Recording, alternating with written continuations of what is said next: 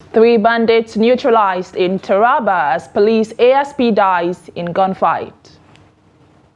26 Rivers Assembly lawmakers commence seating as elders condemn peace deal. NLC urges federal government to address cash scarcity. And on the foreign scene, polls open in high stakes in the Congo election after fraud campaign. Hello and welcome to the news update on Trust TV. My name is Chiamaka Nendu. Thank you for joining in.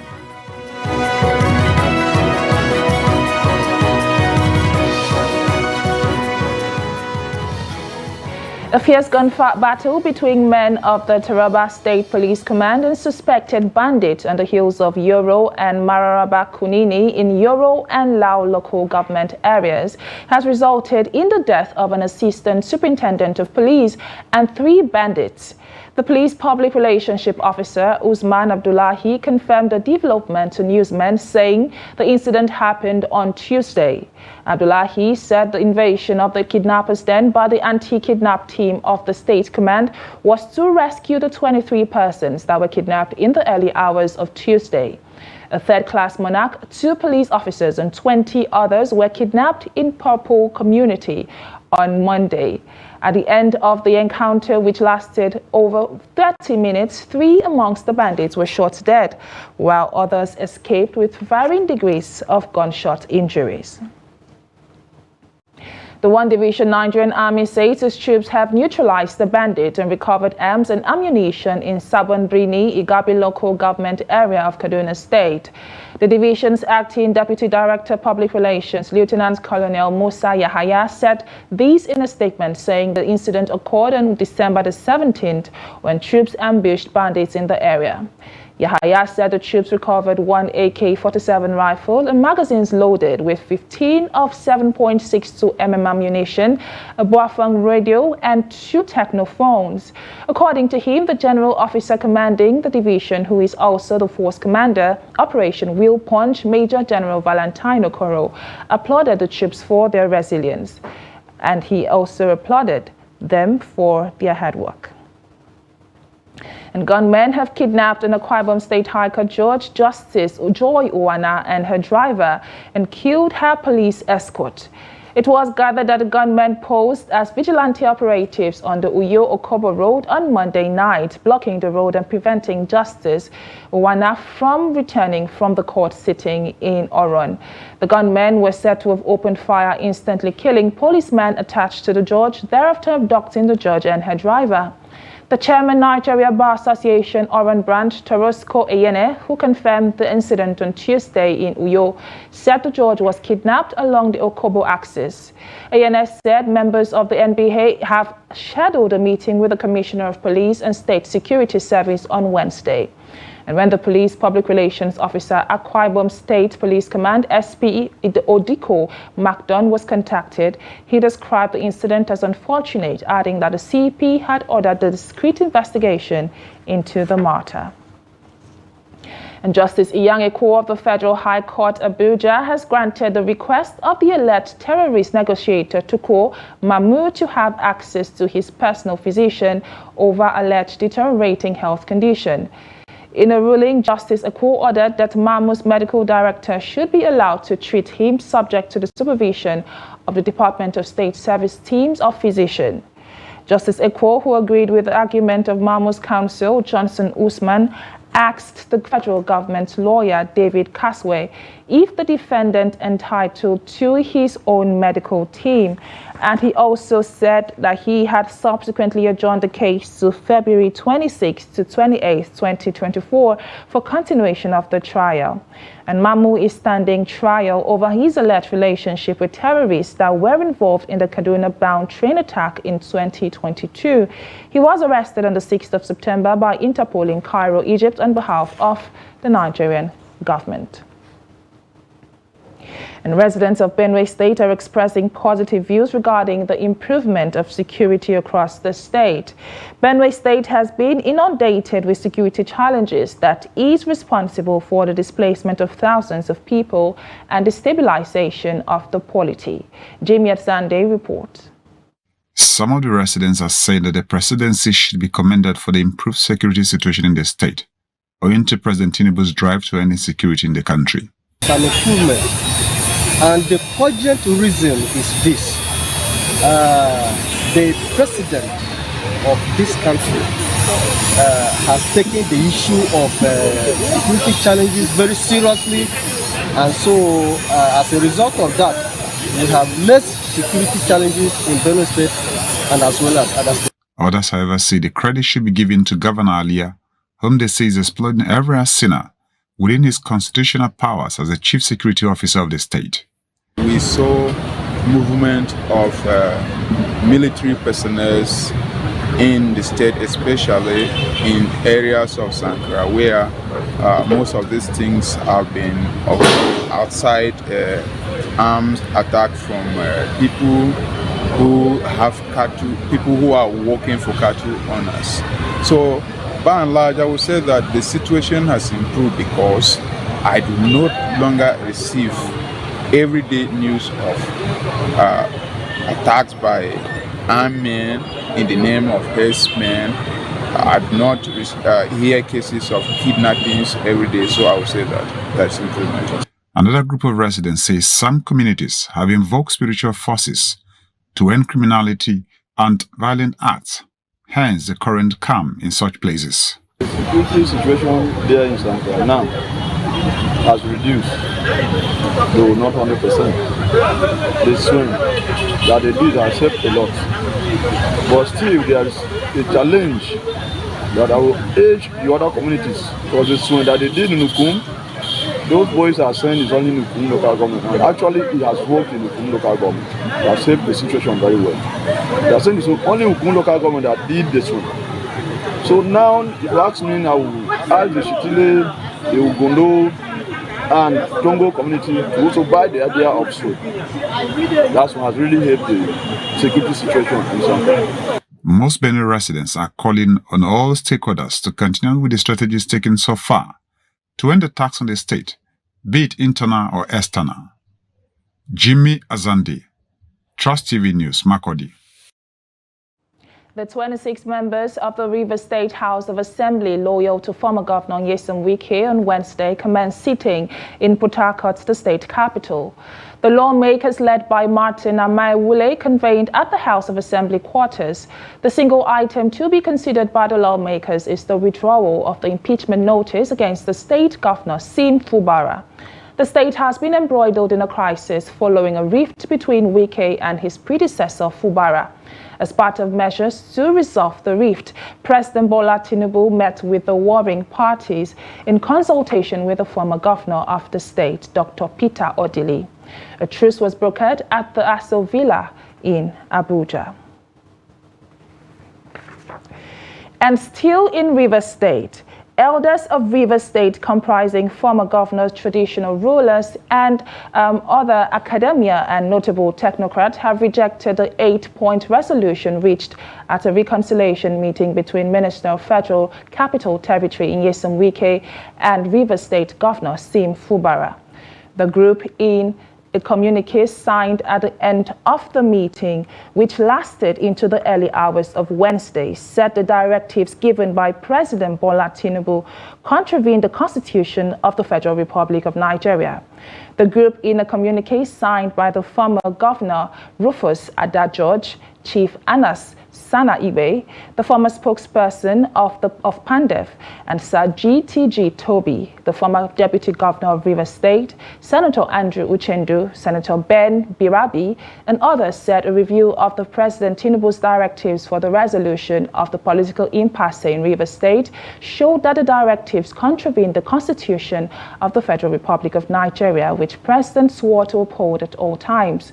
The group stated that the directive unilaterally suspended the Constitution of the Federal Republic of Nigeria by virtue of an attempt to reverse a court order recognizing Honorable Edison Ehi as the Speaker and directing that the remainder of the members of House of Assembly constituted the quorum for legislative business.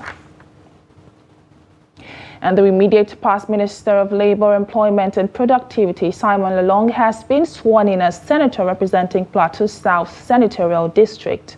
He was sworn in on Wednesday by Senate Clerk Chinedu Akubreze at the commencement of the plenary presided over by Senate President Godswill Akpabio. And Lalong's inauguration followed his resignation from the Federal Executive Council, where he served as Labour Minister. On Tuesday, he officially tendered his resignation to President Bola Tinubu. The Court of Appeal has sacked Napoleon Bali and declared Lalong the duly elected senator representing Plateau South and directed the Independent National Electoral Commission to issue him his certificate of return. And meanwhile, the Nigeria Labour Congress has urged the federal government to quickly address the current cash crunch in the country to alleviate the hardships on its citizens. The NLC President Joe Ajaero, who said this on Tuesday in a statement, said the Congress was deeply concerned about the recent cash crunch that had gripped the Nigerian economy. He said the NLC became worried over the development as the nation approached the festive season. According to him, the economic crisis bedeviling the nation has far-reaching implications for the citizens. Ajaero alleged that the ill-conceived and ill-implemented currency redesign policy of the immediate past government orchestrated the previous cash scarcity. He lamented the Nigerians now spend more time sourcing for cash, stressing the development undermines confidence reposed in the Nigerian banking system. Nigerians are reacting to the central bank's directive for commercial banks to freeze bank accounts not linked with the National Identification Number (NIN). The Apex Bank's recent pronouncement has unsettled Nigerians, with a deadline set to take effect from April 2024. In this report, Ibrahim Ismail samples the opinions of Abuja residents on the development. The report. The National Identification Number has become central to data synchronization across government operations as the Central Bank of Nigeria aims to sanitize the unwholesome practice of irregular activities within the financial sector. The introduction of bank verification number was one of the steps taken by the CBN to link bank accounts to individuals as part of a Know Your Customer policy.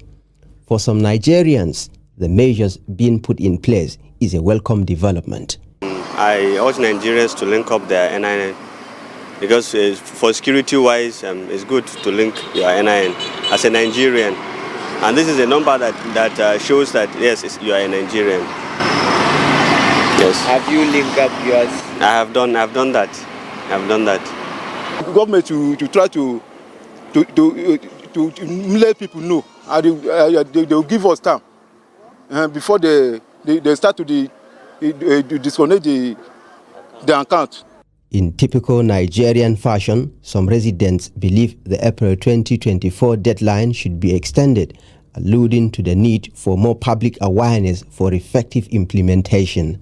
They have to release information on radio so that some village people, they usually use radio to listen. So they should use radio so that everybody will be aware of that. They know about it. And some people, even though they know about it, they will just forget about it. They don't care about it because there's lack of education sometimes. It's like that. Although some Nigerians have complained about the difficulties they experience in the process of registration or data modification in enrollment centers of the National Identity Management, some analysts believe linking the NIN with bank account will strengthen security, urging Nigerians to avoid unnecessary complaints. Now, those people who encounter difficulties, did they document their difficulties? So it's not enough to just say, oh, I experienced difficulties, so I just gave up in the process. Did they document the difficulties? Did they call the attention of the authorities to say, we had so and so level of difficulty in trying to get enrolled? You understand? So that we don't keep on making perpetual excuses for people who are not doing enough to be a part of the process. We need to capture everybody's data. The standardization of the financial system is signposting the need for adequate sanitization of process, which will mitigate illicit activities across board. The last-minute approach by most Nigerians, however, remains a stumbling block in achieving maximum cooperation. Ibrahim Ismail, Trust TV News, Abuja. And this is news update on Trust TV. Coming up after the break, we take a look at the festive season in Jos as the countdown to Christmas begins. More news after the break, so stay tuned. Welcome back, and if you're just joining us, this is the news update on Trust TV. Here is a recap of the top stories. 3 bandits neutralized as police ASP dies in gunfight. And 26 Rivers Assembly lawmakers commence seating as elders condemn peace deal.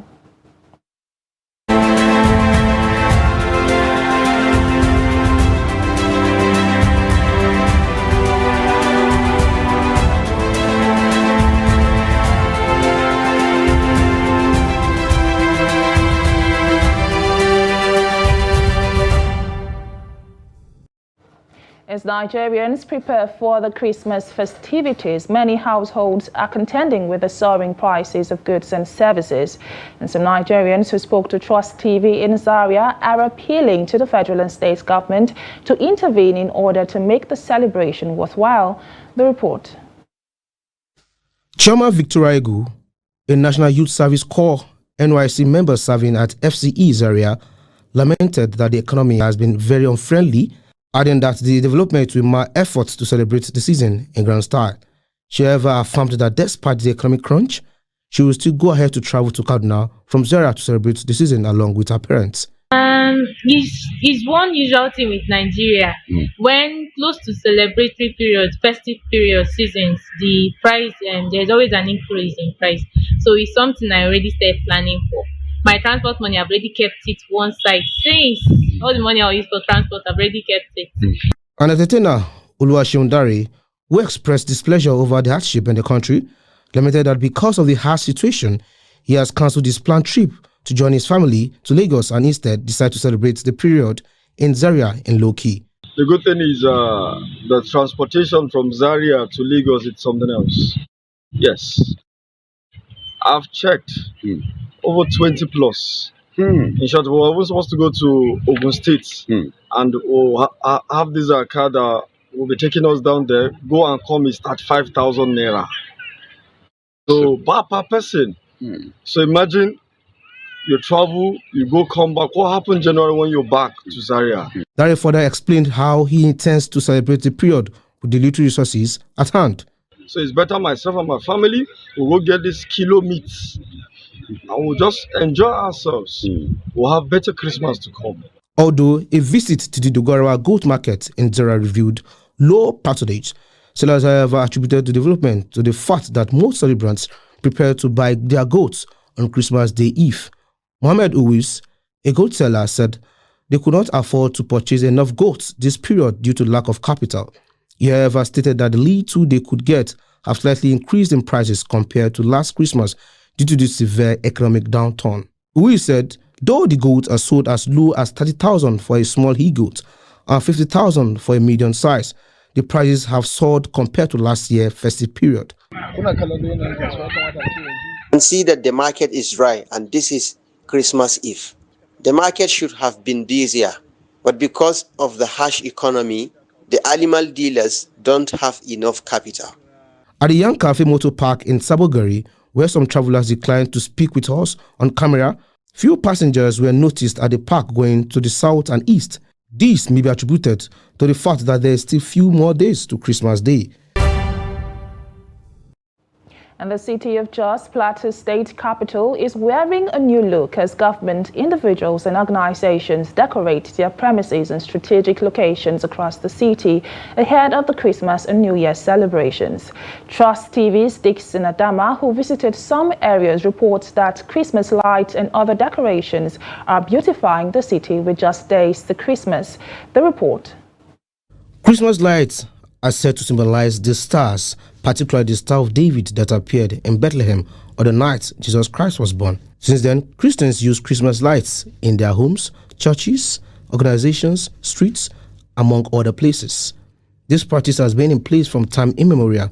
A significant aspect of the Christmas lights is the beauty that they add to the environment, especially at night. And it also gives us the sense of Christmas. It makes us enjoy the environment. Even at night, when you're walking, you always have the sense of holiday, and you always wish it extends more than December. So today, Christmas light is very important, and the significance we might not know, but as we go on, the joy it gives us is what we are so proud about. I wouldn't just want us to be carried away by the lightning that makes the environment looks good, but I want the government in Plateau State to also find a way of making the lights in Plateau State to keep shining and shining even after the celebration. Whenever I see Christmas trees and Christmas lightning, it's a time to relax and enjoy and wind down from a whole year of stress, and then also meet with family members and enjoy the time you have to spend together.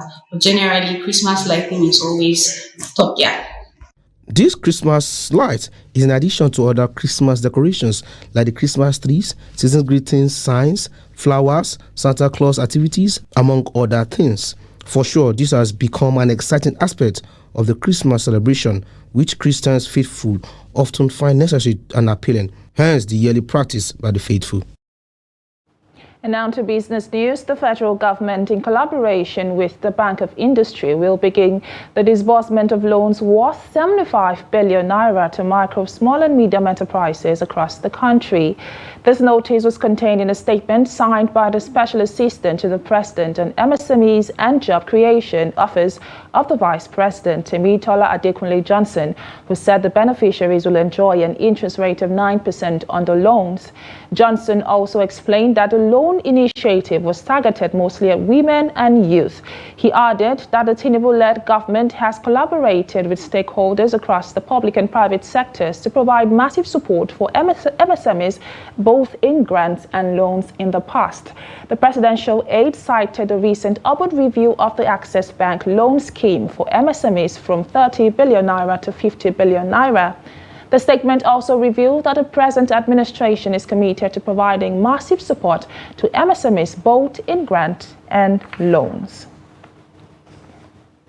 And away from Nigeria, the Democratic Republic of Congo was holding presidential and legislative elections on Wednesday after a chaotic campaign marred by opposition, allegations of fraud, electoral violence, and logistical setbacks that could prevent many from voting. At stake is not just the legitimacy of the next administration, as Congolese election disputes often spark violent unrest with potentially far-reaching consequences. Congo is the world's third-largest copper producer and the top producer of cobalt, a battery component needed for the green transition. In the eastern city of Goma and Beni, some people struggled to find their names on the voters list, which were also made available at their polling stations on Wednesday morning, according to Reuters witnesses.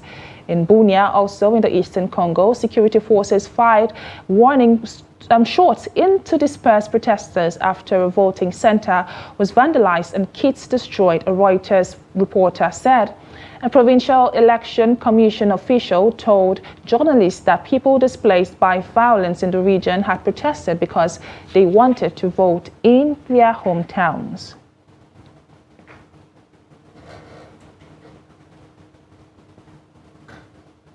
And now to sports news. At least 3 teams have qualified for the semi-final of the Carabao Cup following the Tuesday's fixtures. They are Fulham, Middlesbrough and Chelsea. Fulham needed a penalty shootout to see off fellow Premier League side Everton after the game ended 1-1 within 90 minutes. Middlesbrough booked their place with a 3-0 thrashing of Port Vale. Chelsea versus Newcastle was also decided via sports kick after a late Michaelo goals cancelled after Callum Wilson's opportunistic finish. The draw for the last 4 will be conducted after the last quarter-final fixture between Liverpool and West Ham. And with that, we've come to the end of News Update on Trust TV. Do well to follow us across all the social media platforms for more news, documentaries, and programs. My name is Chiamaka Nendu. Thank you for watching.